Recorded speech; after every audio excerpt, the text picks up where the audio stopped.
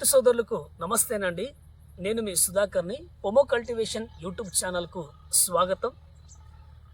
పొమో cultivation YouTube ఛానల్ని ఇంకా ఎవరైనా సబ్స్క్రైబ్ చేసుకోకుంటే కొత్తగా చూస్తున్న ప్రతి రైతు కూడా వెంటనే సబ్స్క్రైబ్ చేసుకోండి. ఇంకా మీకు తెలిసిన రైతులు ఎవరైనా ఉంటే వాళ్ళందరికీ కూడా సబ్స్క్రైబ్ చేసుకోమని సలహా ఇవ్వమని ప్రతి రైతుకు నేను కోరుకుంటున్నాను. మరి టాపిక్లోకి వెళ్తే ఈరోజు మరి ఎరువుల యొక్క ప్రాధాన్యత గురించి లేదా పశువుల ఎరువు యొక్క ప్రాధాన్యత గురించి మీకు చెప్పాలని నేను ఎంతగానో ఆలోచిస్తున్నాను. ఈ మధ్య కాలంలో చాలామంది కొత్త రైతులు నాకు ఫోన్ చేసి, సార్ దానిమ్మలో మేము ప్రతిసారి కూడా ఫర్టిలైజర్ని చాలా ఎక్కువగా వేస్తున్నాం, మంచిగానే పంట పండుతుంది, ఇంకా ఏమైనా వేయాలా అని అడుగుతున్నారు.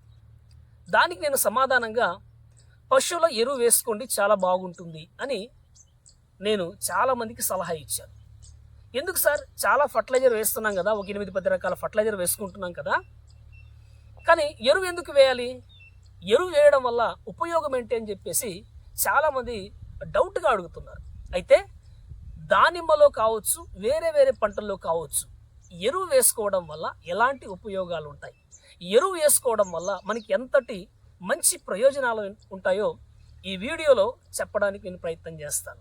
మరి పశువుల ఎరువు అనేది ఒక అమృతం లాంటి ప్రోడక్టు లేదా ఒక ఔషధం లాంటి ప్రోడక్ట్. ఇది ఎందుకంటున్నానంటే ఈ యొక్క పశువుల ఎరువు అనేది 100% న్యాచురల్ ఆర్గానిక్ ఫర్టిలైజర్. ఇది ఇందులో మొక్కకు కావలసినంత లేదా మొక్కకు సమృద్ధిగా కావలసినంత మరి నైట్రోజన్ ఉంటుంది, ఫాస్ఫరస్ ఉంటుంది, పొటాషియం ఉంటుంది. అంత మాత్రమే కాకుండా నేలలో లేదా భూమిలో కార్బన్ శాతాన్ని పెంచడానికి 100% ఇది ఎంతగానో ఉపయోగపడుతుంది. అందువల్ల ఏం జరుగుతుంది అంటే ఎప్పుడైతే ఈ యొక్క ఎరువుని మన భూమిలో వేస్తామో, ఫర్టిలైజర్ వేయాలి, దాంతోపాటు ఎరువు వేయాలి, అప్పుడు ఏం జరుగుతుంది అంటే ఎరువు అనేది ఈ ఫర్టిలైజర్ యొక్క ఎఫెక్ట్కి భూమి గుల్లబారిపోకుండా, భూమి చెడిపోకుండా కాపాడుతుంది. దాంతోపాటు సాయిల్ యొక్క ఫర్టిలిటీ రేట్ అనేది అద్భుతంగా పెరగడానికి ఈ ఎరువు ఎంతగానో ఉపయోగపడుతుంది. అదేవిధంగా సాయిల్ యొక్క స్ట్రక్చర్ అనేది ఎక్కడ డ్యామేజ్ కాకుండా, అంటే దెబ్బ తినకుండా ఈ ఎరువు ఎంతగానో మనకు ఉపయోగపడుతుంది. అంత మాత్రమే కాకుండా మనము కాయలకు సైజ్ వచ్చే విషయంలోనూ లేదా ఫ్లవరింగ్ సమయంలోనూ, ఫ్రూట్ సెట్టింగ్ టైంలోనూ మనం పిఎస్బి, కేఎంబి, జెడ్ఎస్పి, దాంతోపాటు ప్యాసిలోమైసిన్, ట్రైకోడెర్మా, సూడోమోనాస్, బ్యాసిల్లస్ ఇలాంటి స్టెయిన్స్ ఇస్తుంటాం, లేదా మైక్రోబ్స్ అనేది భూమిలో ఇస్తుంటాం. అలాంటి భూమిలో ఇచ్చే ఈ మైక్రోబ్స్ అనేవి ఈ కెమికల్ యొక్క ఎఫెక్ట్కి లేదా ఆ ఫర్టిలైజర్ యొక్క ఎఫెక్ట్కి చనిపోకుండా దాన్ని ఆ మైక్రోబ్స్ని కాపాడడంలో, వాటి యొక్క సంతతిని లేదా వాటి యొక్క పాపులేషన్ని మల్టిప్లై కావడానికి ఇది ఎంతగానో కాపాడుతుంది ఈ యొక్క ఎరువు అనేది. దాంతోపాటు చాలామంది ఎండల కాలంలో క్రాప్కి వెళ్తారు. ఈ ఎండాకాలంలో క్రాప్కి వెళ్ళినప్పుడు ఈ ఎండ యొక్క ఎద్దడికి లేదా నీటి ఎద్దడికి భూమిలో ఉన్న తేమ బాగా ఆరిపోతుంది.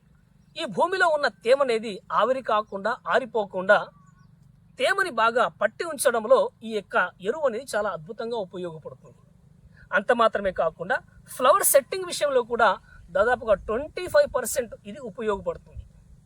మనం బయట ఫర్టిలైజర్తో పోలిస్తే చాలా తక్కువ కాస్ట్కే, అంటే 1 టన్ను లేదా ఒక ట్రాక్టరు ఒక 5,000 నుంచి 6,000, ఇంకా కొన్ని ప్రాంతాల్లో అయితే 3,000 నుంచి 4,000 లోపలే ఒక ఫుల్ ట్రాక్టర్ వస్తుంది. అంటే వేరే వేరే ఫర్టిలైజర్తో పోలిస్తే ఇది చాలా తక్కువ రేటుగా వస్తుంది. దాంతోపాటు ప్యూర్ ఆర్గానిక్ ప్రోడక్టు, దాంతోపాటు 1 కాదు 2 కాదు చాలా విస్తృతమైన ప్రయోజనాలు ఈ ఎరువులో ఉన్నాయి. కాబట్టి ఈ మధ్య కాలంలో ఈ అక్టోబర్లో, నవంబర్లో క్రాప్కి వెళ్ళే ప్రతి రైతు కూడా అడుగుతున్నాడు. అందుకే వాళ్ళందరి కోసం ఈ వీడియో చేస్తున్నాను. కాబట్టి ప్రతి రైతు మిత్రుడు కూడా మీరు క్రాప్కి వెళ్ళేటప్పుడు ఈ ఎరువును వాడుకోండి. ఎరువును వాడుకొని మీ భూమి ఎక్కడ చెడిపోకుండా ఇంకా భవిష్యత్ తరాలకు ఉపయోగపడేలా భూమిని కాపాడుకొని మంచి పంట పండించుకొని భవిష్యత్ తరాలకు ఆదర్శంగా ఉండాలని కోరుకుంటూ సెలవు తీసుకుంటున్నాను. నమస్తే. Thank you.